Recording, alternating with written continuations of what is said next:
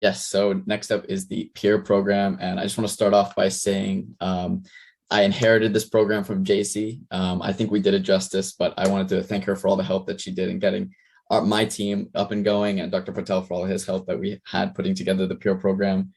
So this is us kind of by the numbers. It was myself, Emily Drake as the public relations coordinator, Lydia Shen as the curriculum coordinator, and Ruth Lee as the mentor coordinator. So who was involved in this program? We had 30 participants, and most of them were Pitt students, but we even had one international student who zoomed in from India. So that was really awesome. We had 20 PharmD students as mentors, and we had 6 different Pitt Pharmacy faculty and staff come on as guest speakers throughout the program. And so over this course, it was 5 weeks. It was 5 different longitudinal cases that the students were able to put together. 3 weeks that were specific to patient cases that were specific to the community in different acute care settings. And we also held 3 different webinars and workshops with different faculty, and which all culminated in one final presentation by the students where they took their case that they were following throughout the previous 4 weeks, and they created a short presentation in the SOAP note format. And really our goal this semester was to make this as interactive for the students as possible. So we used a hybrid model that was both synchronous and asynchronous. And like I said, we had the one international student who zoomed in. So that was really successful. We had about 20 students who came every week to the live sessions and 10 who tuned in to the asynchronous sessions and then met with their mentors at a different time in the week. So that was really great. The goal for the PIER program is really to help the student find their niche in the environment that is as big as pharmacy.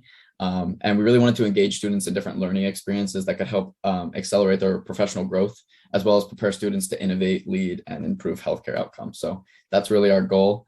You can flip to the next slide, please. Thank you. Here's some screen grabs from some of the different sessions. Our orientation session, our feature speaker was Dr. Rebich, who talked about underserved communities.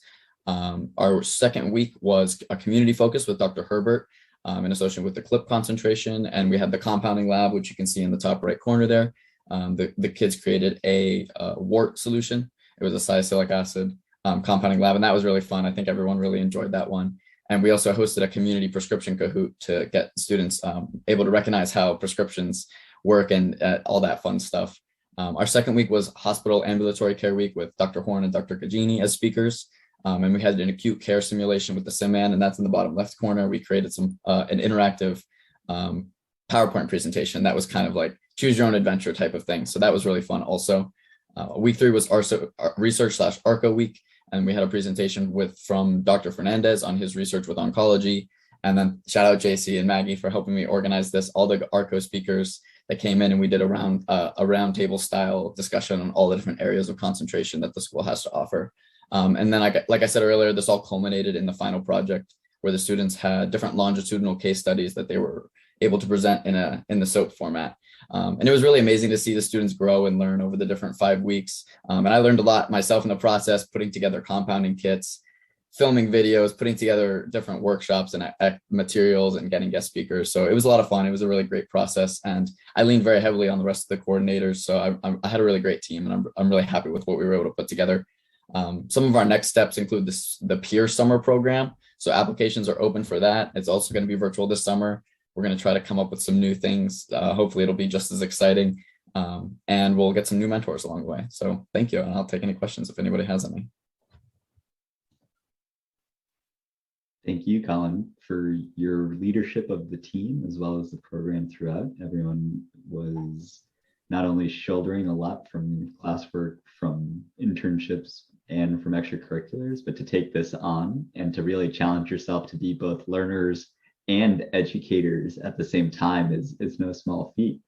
As I invite questions in the chat, or if anyone wants to unmute and share, I'll ask, what was the hardest thing to balance when it came to being both educators and learners at the same time? Or what was the greatest takeaway besides how great it is to be a DJ when you have the Kahoot music playing in the background? Right. Yes. Hosting Kahoots is definitely a powerful feeling. Probably the most challenging thing, I think, at least in the virtual environment, I think was dealing with the dead space.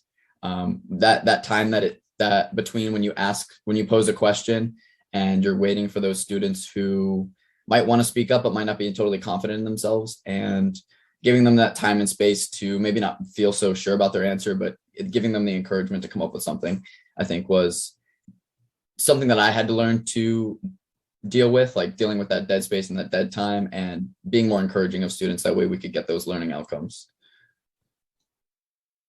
Excellent. A question in the chat. I'll certainly invite Catherine to share if you'd like. Sure. Hi. Oh, here, I'll turn my camera on.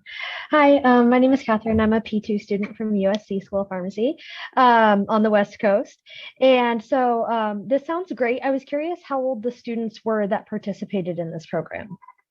Yes, thank you for the question. So this was mostly undergraduate students. So it was freshmen and sophomores, mostly from the Pitt campus and the University of Pittsburgh campus and other branch campuses. But like I said, we did have one, I believe they were a high school student that zoomed in from India. So they were like they were in like a college high school combined program that they had a Pitt email, but they were associated with the school.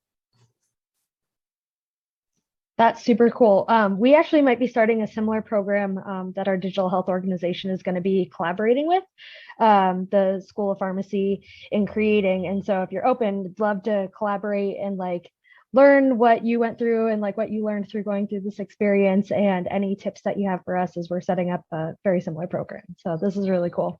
Sure, absolutely. I'd love to share any information.